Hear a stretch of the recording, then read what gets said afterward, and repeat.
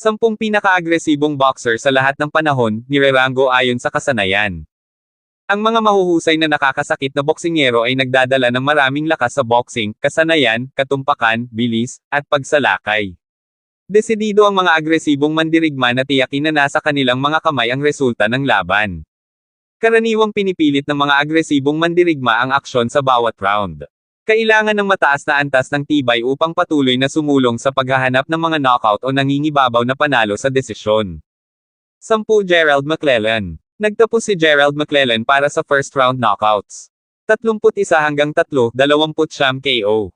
Mga klase sa timbang. Middleweight, super middleweight. WBO at WBC middleweight champion.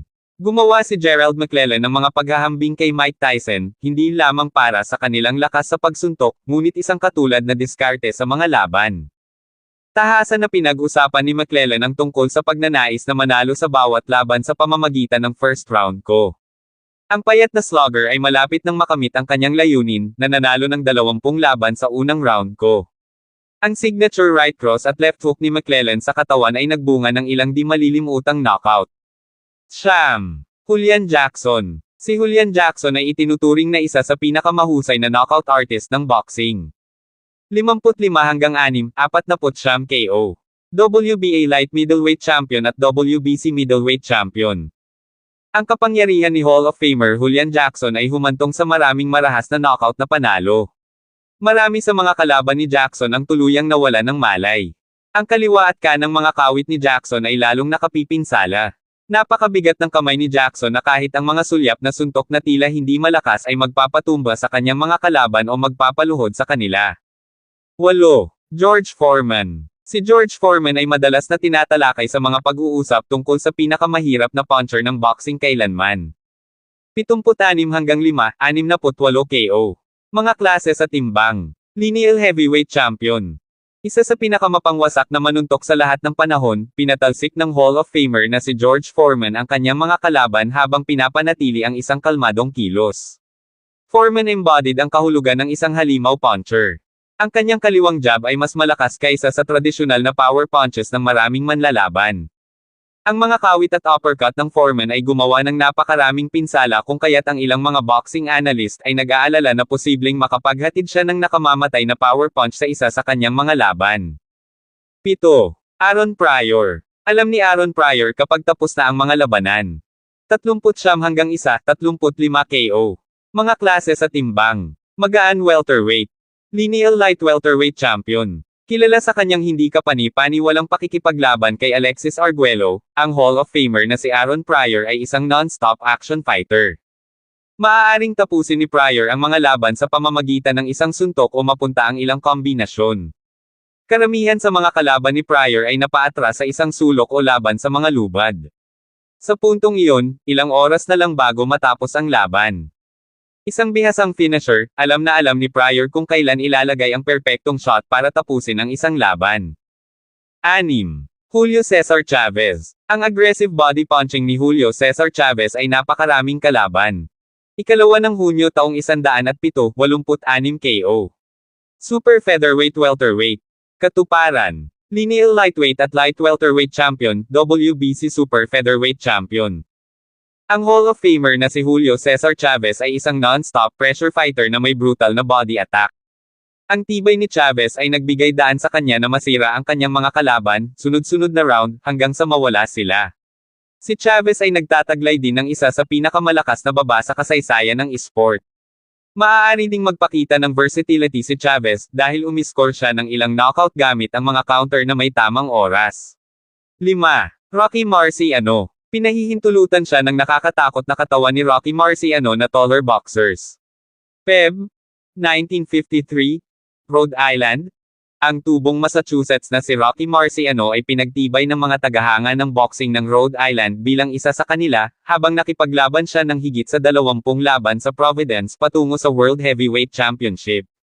Mandatory credit, Providence Journal sa pamamagitan ng USA Today Sports. 49-0, 43 KO.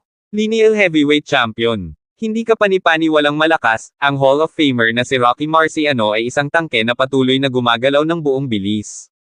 Bilang isang mas maikling heavyweight, si Marciano ay gumawa ng napakalaking pinsala sa pakikipaglaban sa loob, kung saan siya ay naglapag ng malalaking uppercut sa ulo at tumawid sa katawan. Ang nakayukong tindig ni Marciano ay nagbigay daan sa kanya na makabuo ng higit pang kapangyarihan mula sa kanyang lower half. 4. Manny Pacquiao. Ang bilis at pagsalakay ni Manny Pacquiao ay nagulat sa mga boxing fans. 2 ng Agosto taong 62, 30 KO. Mga klase sa timbang. Flyweight, light middleweight, lineal flyweight, featherweight, super featherweight, at light welterweight champion. WBC lightweight champion, IBF super bantamweight champion, WBO welterweight champion, WBA light middleweight champion.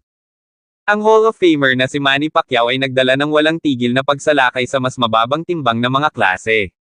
Inilarawan bilang isang ball ang apoy ng enerhiya, inihagis ni Pacquiao ang mabilis na kombinasyon ng apoy. Ang kanyang tibay ay nagpapahintulot sa kanya na umatake halos bawat minuto ng bawat round. Habang si Pacquiao ay isang malaking manuntok, ang dami ng kanyang opensa ay nanag sa mga kalaban. Malakas din ang baba ni Pacquiao, na nagbigay daan sa kanya na patuloy na sumulong kahit na siya ay nataman. 3. Joe Frazier. Nakuha ni Joe Frazier ang isa sa pinakamahusay na hook ng boxing.